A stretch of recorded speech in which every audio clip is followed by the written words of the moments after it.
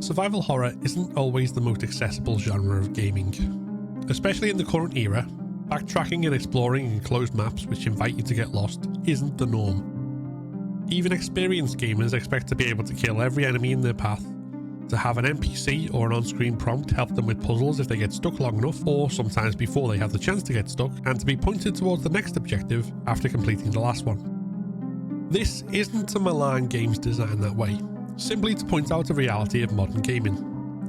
A player used to shooters will struggle to acclimatise to a game like Resident Evil, and a gameplay loop whose challenges and expectations are very different. For someone used to cozy games, it's potentially less disorienting to put them in front of a Souls-like or an FPS than a survival horror. Enter my wife. Hello! And Crow Country by SFB Games. When I reviewed Crow Country ahead of its release, I said that it had the potential to be a gateway drug for those new to the genre, being incredibly accessible in a variety of ways, including its difficulty.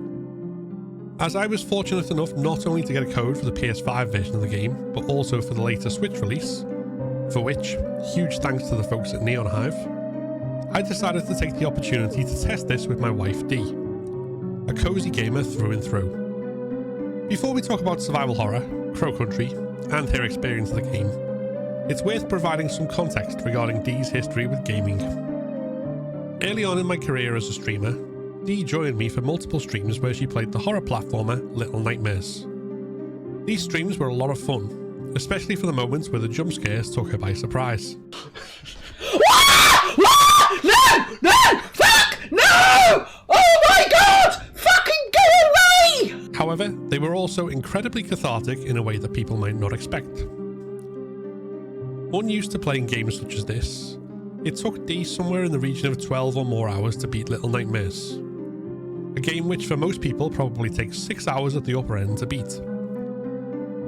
Along the way, there were a lot of deaths and a lot of frustration as she tried to get to grips with failing over and over again in some areas. But ultimately, she beat the entire game herself, and did so with myself and chat cheering her on, but never backseating or trying to tell her how to do it.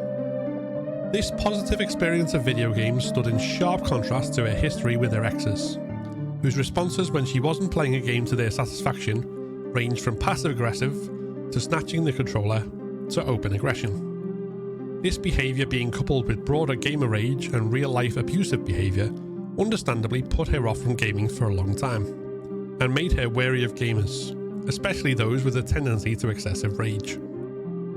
During the pandemic and lockdown, the first step towards a more positive experience came in the form of Animal Crossing, which not only provided a way to pass the time that was enjoyable and stress-free, but also a way to socialise with others at a time of increasing isolation. Alongside this, I was getting back into gaming after a hiatus of a decade, and playing both tough and scary games, but in an explicitly non-toxic way. It was this environment which led, ultimately, to her to feel empowered to give Little Nightmares a go, and in a very public way on my stream, and so get the experience of completing a game entirely under her own steam that was hugely rewarding for her and incredibly wholesome to witness. And take a moment to enjoy this. You've just completed the game. Good.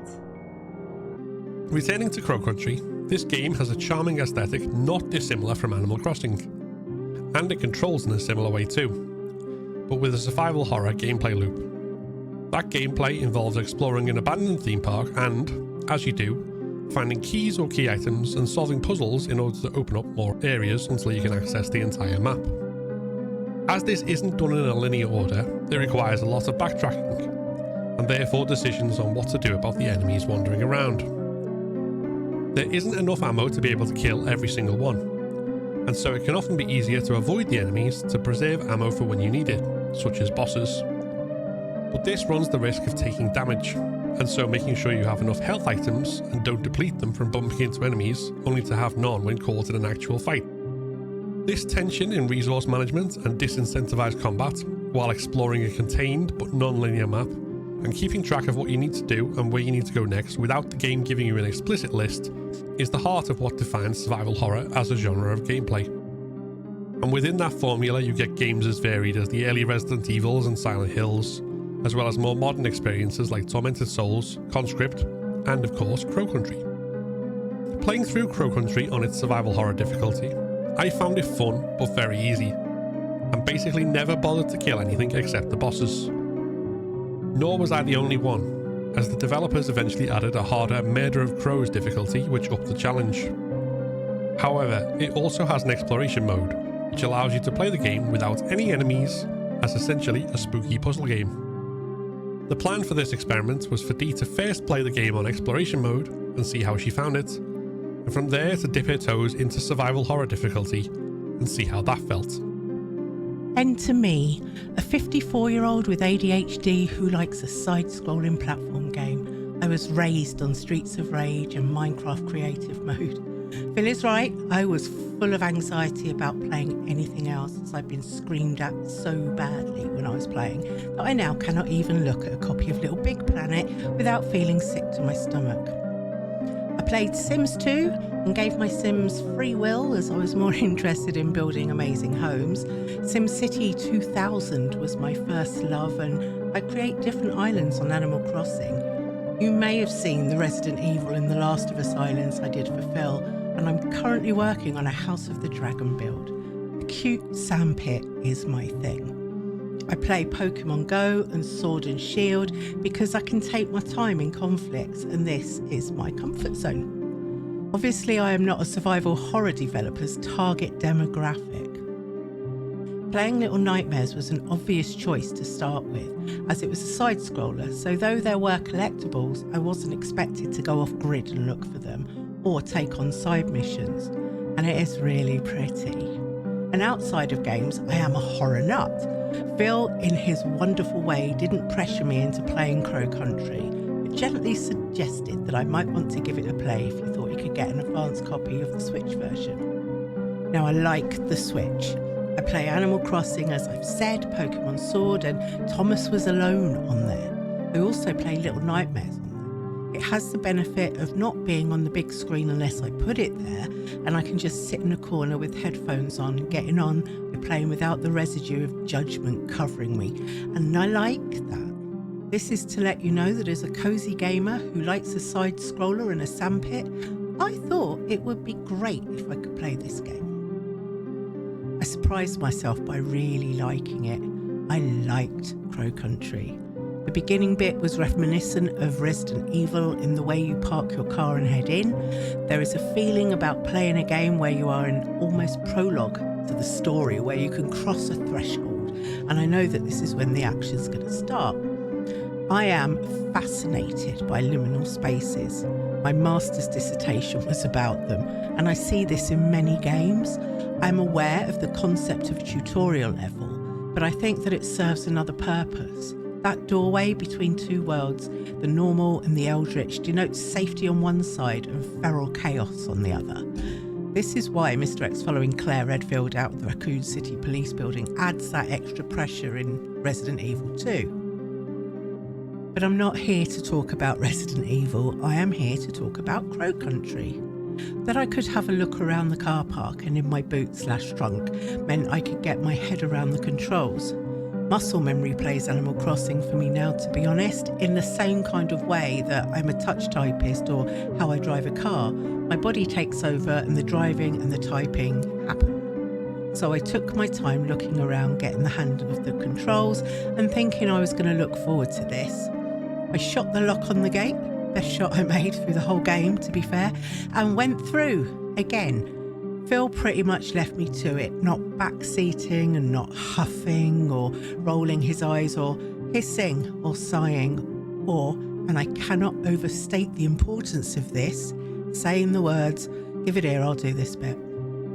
So in through the gates, I wandered around the park, visited the toilets first, which is a habit from when I took my kids to Drayton Manor, though one of them would still decide they really needed to go when we were nearly at the front of the queue for a ride, and then looked at absolutely everything. Literally. A piece of paper on the ground, look at it. Lamppost, look at it. Blood on the floor, look at it. You see, I'd watched Phil play survival horror games for most of the time we've been together, and I knew there would be important things for me to see, but I do not have his almost unconscious knowledge of what things are the important things and what are not. As a side note, if you are playing this for the first time, especially if, like me, you have some sort of neurospiciness to you, my personal flavour is ADHD, take notes. Take a lot of notes. More notes than that, you'll need them. Phil, being the veteran survival horror gamer, is used to going backwards and forwards to get things and complete all the parts that my ADHD object impermanence promptly forgot about the moment I went into a new shiny area. But I am not. I got lost. So lost. There are arrows that show you can go through to another area, but they confuse me. I ended up going the wrong way more than once, thinking I had managed to turn myself around. I understand that some kind of something is useful to let you know that you're in an open doorway you can traverse through, but arrows look more like an instruction to me. It was really frustrating. Maybe something like the word entrance would be more useful. Same with the maps. They were great and really cleverly showed you the places where you had completed all of the puzzles. I found that very useful. However, I am crap at following maps if I don't have a central location to go from. RPD has the reception, Animal Crossing has residential services, and though I think Crow Country has the Crow Shed, which once you get into there, the whole game opens up and takes you on a ride you do not expect with the storyline. I made mine the theatre. I learned how to get to other areas from there and felt a bit clever when I'd run through, go up the lift, down the stairs at the back of the stage. I felt like a proper survival horror gamer. No, I'm not a seasoned one or anywhere near a veteran one, but when you have ADHD, man, you take the dopamine hit where you can. I was also not au fait with the convoluted reasoning behind some of the puzzles. I'm looking at you, shark and dolphin bit. But Phil waited for me to say, the fuck am I supposed to do here, rather than just tell me. The ones I got on my own made sense. The ones I needed help with, I was still like, okay, afterwards. Phil explained that you needed to shoot different fish. Yes, I know dolphins and mammals, don't at me. To get a specific score, but my question was, how do you know what to do? To him it was obvious, to me, less so. The pacing was good. The storyline was fun. Evil rich man turned evil scientist Edward Crow has done evil science things, and there are abominations walking around the now rather dilapidated theme park, Crow Country. You play a cop, Mara, who goes in to examine what the fuck has happened. I loved the graphics. Their PS1 type look made me feel like a young mum again playing with giggling kids. Haunted Manor had a real old school resi feel to it, so much that when I finally got the gold key, I giggled and called myself the master of unlocking. When I started to learn my way around using the theatre as a base, I was really very pleased with myself. I liked the music and the sound effects, and importantly, there was nothing that grated on my ears that made me want to claw the inside of said ears out. I loved the way that you save, staring into a fire. Cannot not do it when I see one. The storyline was ridiculous, but the Hidden Eye of Maiden was brilliant. There are lots of things like that. The lady who you had to talk to in a specific way, and definitely write that down as I had to go back twice because I forgot. The other characters were wonderful, and Edward Crow reminded me of Pierce's father in Community. I hear Cornelius Hawthorne when he speaks, and I think he would really suit an ivory wig. Anyway, I found all the keys, I did all the puzzles, I found pretty much everything there was to find. The last puzzle I did kinda by accident, but that was fine. When Crow goes through the glowy pond and comes back as one of the monsters that you have to kill, it is a glorious moment. When I finished it, and I did finish it with very little help, thank you, I had a real feeling that I'd accomplished something. And I had. I'd played a survival horror game, albeit with no enemies, but I'd still done it. It was another step away from the gaming trauma I'd endured, so I treated us to a takeaway, thought I'd try the next difficulty up the next day. I won't lie, I struggled, by which I mean I was not very good at it at all. Outside of the first shot, which I'd had time to line up, I had experienced problems with aiming my gun when I played the walkthrough difficulty, and that was not any better now I had actual danger with me in the corridor to the staff room. In shooting games, I tend to like sniper levels without any real peril, and I was a dab hand at Duck Hunt. Oh, and that one on the, I want to say, Dreamcast, where you have to shoot a jumping frog. I was like Dirty Harry with that thing, but I was terrified of frogs at the time, so that probably had something to do with it. My hands turned to jelly, and I just can't do it under pressure. There is a famous, well in our friend circle at least, story about when I tried to play The Last of Us. The beginning bits where you're just walking around and having a chat, I got really quickly. I had seen it played many, many times, so I knew roughly where I should go. However, this did not stop me from facing a container asking, "Where did everybody go?" to the great amusement of my husband, nor did it prevent me from making Joel do a weird dance on top of a pallet, though the boy got moves. Or it didn't stop me taking 20 minutes to shoot a load of people that took Phil 30 seconds. And on that, I had the reticule on, so I knew that if I looked at it, that was where the bullet would go. So I'm not sure if the aiming mechanism was off on Crow Country, but based on my previous showings, I'm willing to put it down to a skill issue on my end. I am not very good at shooting stuff unless I can take my time. This is exactly why I like sniper levels. I look down the scope and think I could do this for a living. I reckon in real life I could probably use a handgun because I don't have to swing around using 2 different controls. But alas, this is not the way of the game, and it means that I will inevitably be killed within a second or 2 in any encounter. Would it be something I could learn to do, to be able to be a stone cold killer on a video game? Probably. But I would hear the lure of Tom Nook buying turnips at a high price over the gunfire and would run back into the arms of my villagers. So awful shooting and getting lost aside, I really enjoyed playing Crow Country, though it could have done with more frogs. You wouldn't know this, but it's a reference to my mishearing it the first time as croak and tree. Because I commit entirely to a bit forever, where every time the game is mentioned, I remind Phil that it needs more frogs. He laughed the first time.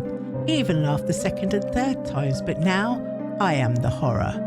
The more frogs committed to the bit horror. Anyway, the gameplay on exploration mode is very cool. Though if you're not used to playing survival horror games, you would definitely want a pad and pen to write stuff down. Cannot overstate this. If you do, you will have a great time with this game. I can now say that I have played a survival horror game all the way through, but I can also say that I'm unlikely to pick it up and play it again. From what I understand, replayability is one of the reasons they have stayed so popular as a genre, but this cozy gamer likes a different kind of repetition, the kind that digs up fossils and collects manila clams. I will play Little Nightmares over and over, but that says nothing about Crow Country and everything about how cute 6 is. So to sum up, at the end of the day, in conclusion, it was good. It's a hard recommendation because when I wasn't having to worry about being eaten and poisoned by an eldritch abomination, I had a lot of fun. Will I switch to survival horror for the rest of my life? No. But Crow, the evil ivory wig wearer, probably, was a great villain in a great game, and I will remember my time with it fondly. Final score for Crow Country? 9.5 out of 10. Needs more frogs. There you have it. The exploration mode provided a way for my wife to play and enjoy a game that she otherwise normally wouldn't touch. But in the end, that enjoyment wasn't quite enough for her to make the leap into enjoying and finishing the game in the version that had enemies and combat in it. That's not to say that this will be the case with everyone. Dee's history with gaming, and particularly with how the men in her life have made her feel about gaming, isn't one that will be shared by everyone who enjoys cozy games.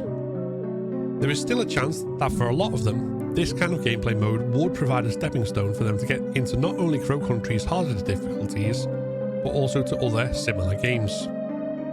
At the same time, this isn't to say that this approach is something that all survival horror games should adopt. One of my other favourite survival horror games of this year, Conscript, is set in the trenches of World War I, and at certain pivotal moments it has the option to desert the battlefield and hide until the shelling stops. Though it also has puzzles, it's built around a much larger map where the main challenge is how you approach the continuing threat and horror of war. So a no combat difficulty would strip the game entirely of meaning. Where Crow Country with no combat becomes a puzzle game set in a creepy theme park, Conscript with no combat would be a desolate, empty game, stripped even of its own message and meaning. The same goes for plenty of other survival horror games that I love. In Signalis, even when you've killed every enemy, you walk the corridors wondering if at any moment they might suddenly come back to life. The atmosphere might remain, but the sense of dread and eldritch horror that defines the story and the exploration would be stripped back. Tormented Souls, likewise, becomes so much emptier if you have nothing to fight.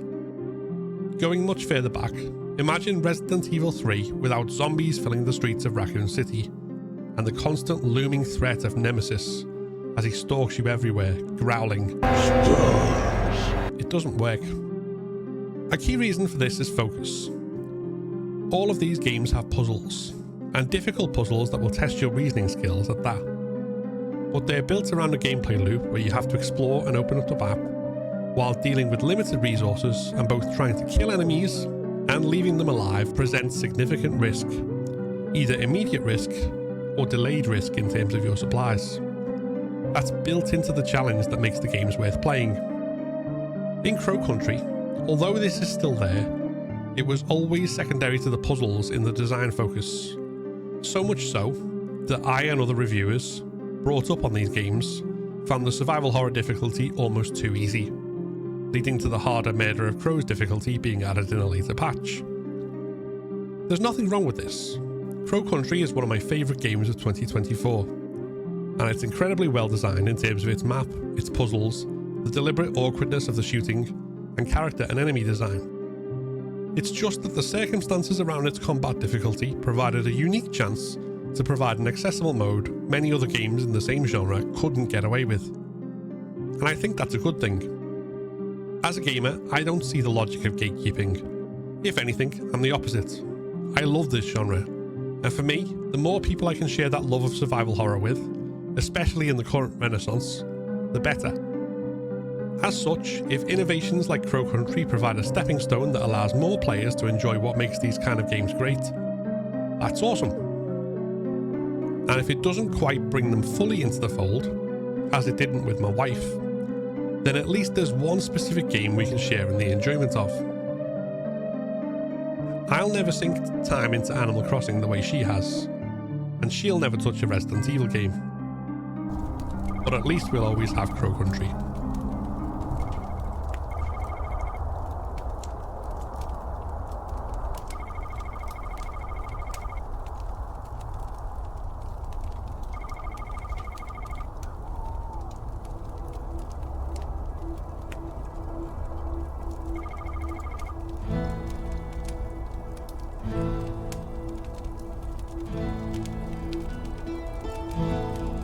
If you enjoyed this video, then please give it a like. I put out new videos talking about horror stories and video games at least once a month, so consider subscribing to keep up to date and make sure you don't miss out. You can get early access to future videos on both this and my other channel by joining my Patreon for as little as £1 a month. Thank you very much for watching, and see you next time.